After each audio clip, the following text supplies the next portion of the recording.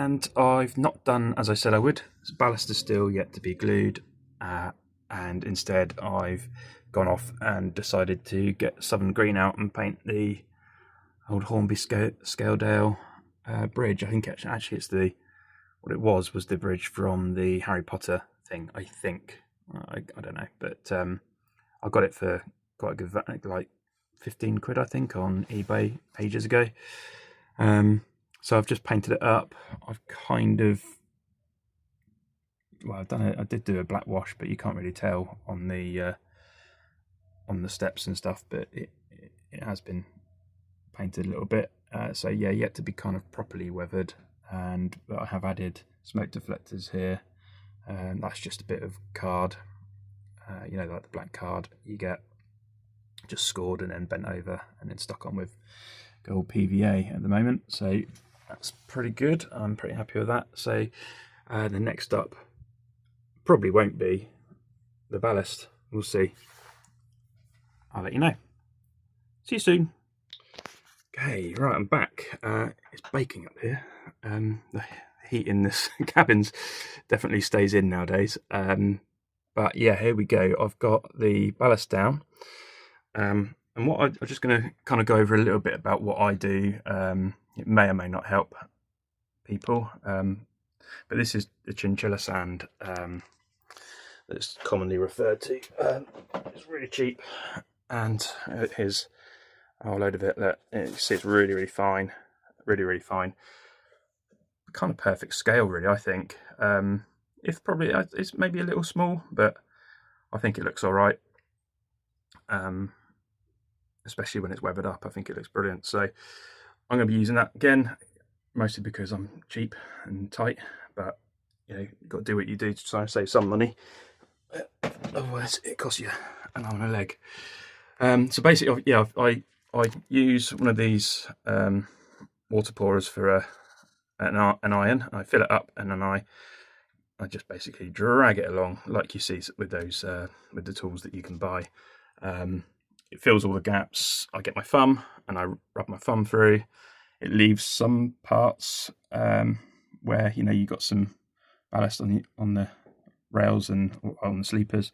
Got a bit here, so I just sort of tend to go across. And what I do is I do at least try to run an old paintbrush along the inside of the rails, just to make sure that there's nothing going to stick and derail anything. So I kind of do a bit of a spot check here and there. You know, that's not going to derail anything there, but it just needs a bit of tidy up. And then any ballast that I've got on the side, if I want to tamp it down, I use the back of this to tamp it down. So I sort of get it into a kind of uniform look there. And yeah, there's no reason to buy all these sort of special tools and materials, in my opinion anyway. I guess if you're going for like really exhibition layout quality, then great. Fill your boots. You know, it can get expensive very quick if you start buying all the bits and bobs to do it. And like I said, it's not that I'm too anal about it. I don't really mind, but at least I don't want stones to be kind of showing up. I mean, there's actually stuck on already, so I'll leave that in place. Yeah, so that's that. Once that's all down, which I've got all the way now right up to there, so where that crossing is there, that's basically all new. This stuff's already glued down over the bridge, so this all now needs to be glued down all the way along here. And I've just taken my hoover where I've missed some parts, and what I do is this hoover's sufficiently rubbish enough that it doesn't actually pick up everything as it goes along, so you can literally lay it on the rails. I might show a video of me doing that if I can, but you can literally just drag it along the rails. It picks up any of the loose parts that I've missed, and yeah, and then on to the next part, which is then doing the doing. So for that, come down here, and we've got I actually use this.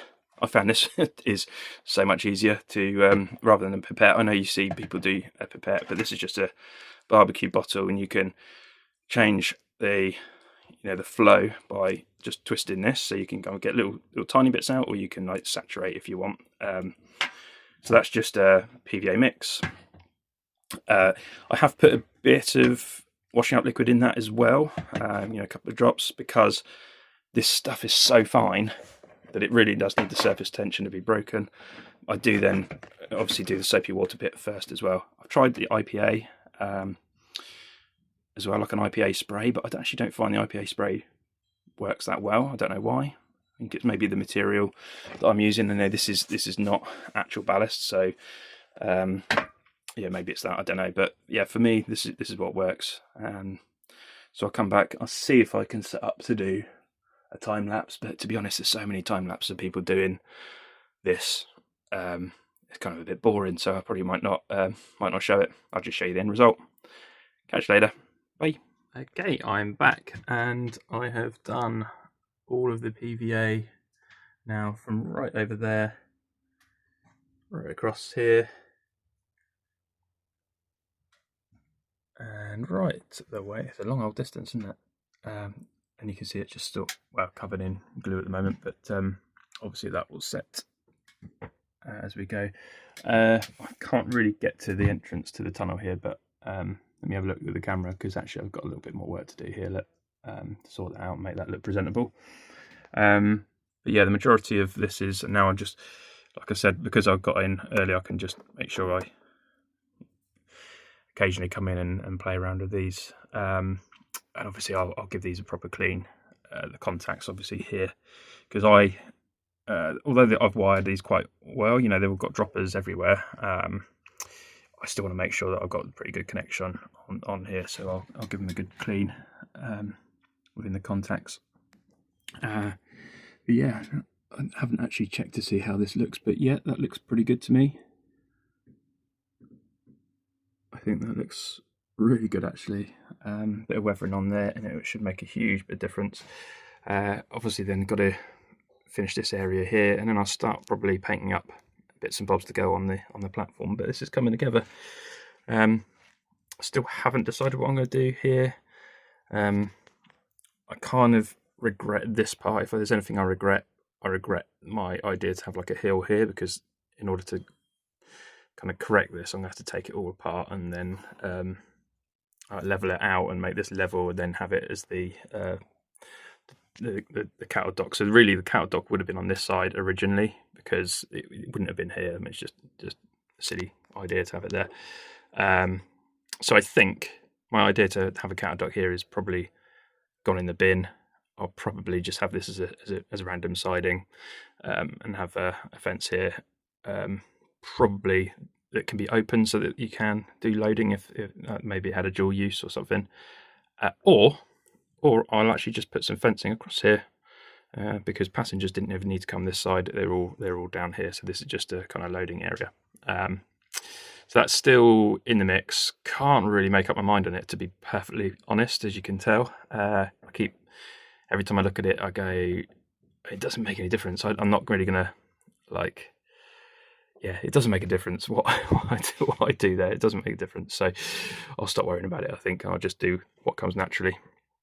I think the sensible thing to do, actually, now that I'm thinking about it, is because I've done the platform length, I might as well put a fence this side, so it's fenced off against the main rail, fence it in here, so this is essentially a loading dock area.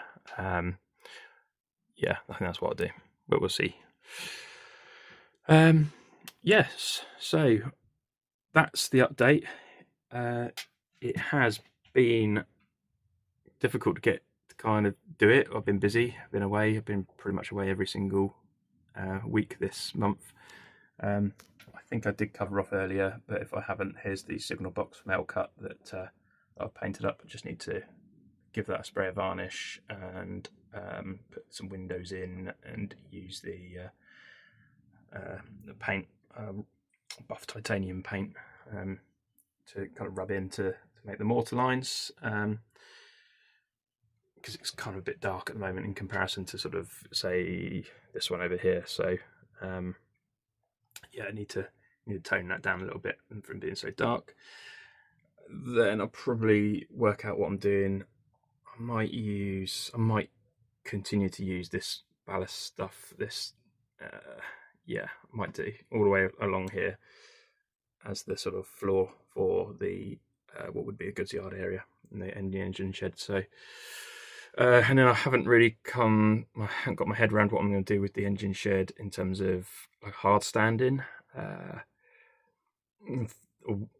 contemplated using these card cutouts. I think that's why they're there.